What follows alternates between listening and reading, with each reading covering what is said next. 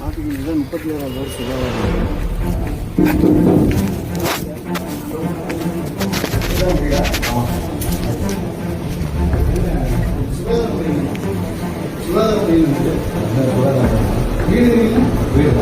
சுகாதார மையத்தில் உங்களுக்கு யாருக்கு பர்மிஷன் கொடுத்தது? 36வது வார்டு சுகாதார டாக்டர் யாருங்க? ஷியாம், வெளியே வாங்க. எடுங்க.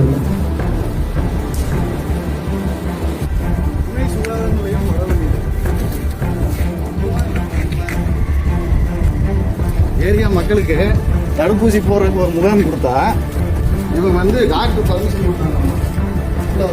சமையல் ரூமு, பெட்ரூமு எல்லாம் இருக்கு.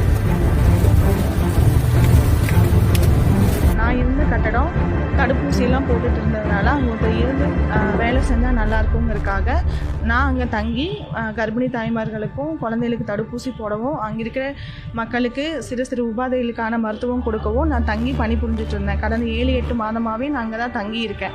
சம்பவத்தன்னைக்கு நான் வெளியில் போயிருந்தப்போ என் கணவர் மட்டும்தான் இருந்திருக்காரு.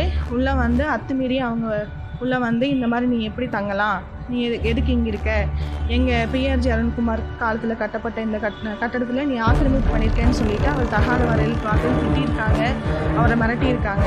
அவர் வந்து சொல்லியிருக்காரு இந்த மாதிரி என் மனைவி வந்து இங்கே நர்ஸாக தான் இருக்காங்க, நான் அதனால தான் தங்கியிருக்கேன்னு சொன்ன எதையுமே அவங்க கேட்கல. அப்படி அவங்க வந்து சமூக ஆர்வலராக இருந்து அவங்க பண்ணுறாங்க அப்படின்னா நியாயமாக போயிருக்கணும். அங்கே பக்கத்து தெருவில் இருக்க டாக்டர்கிட்ட கேட்டிருக்கணும், எனக்கு யார் கொடுத்தாங்கன்னு போய் விசாரிச்சிருக்கணும். அந்த மாதிரி பண்ணாமல் அத்துமீறி உள்ளே வந்து வீடியோலாம் எடுத்து என்னோடய சமையலறை, படுக்கையறை எல்லாம் எடுத்துகிட்டு குழந்தைகளோட ஃபோட்டோ எல்லாமே வீடியோ சமூக வலைதளத்தில் அவங்க கொடுத்துருக்காங்க. ஸோ இப்போது அதனால் இப்போது எனக்கு அந்த வீடும் காலி பண்ணி வேலையும் போனதுனால நான் இங்கே வந்து பெட்டிஷன் கொடுக்க வந்திருக்கேன்.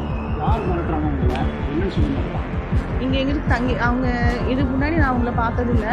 அவங்க இங்கே வந்து எதுக்காக நீ தங்கியிருக்க, இது நீ ஆக்கிரமிப்பு பண்ணியிருக்கேன், நான் முறையான அனுமதியோடு தான் இங்கே தங்கியிருக்கோம்.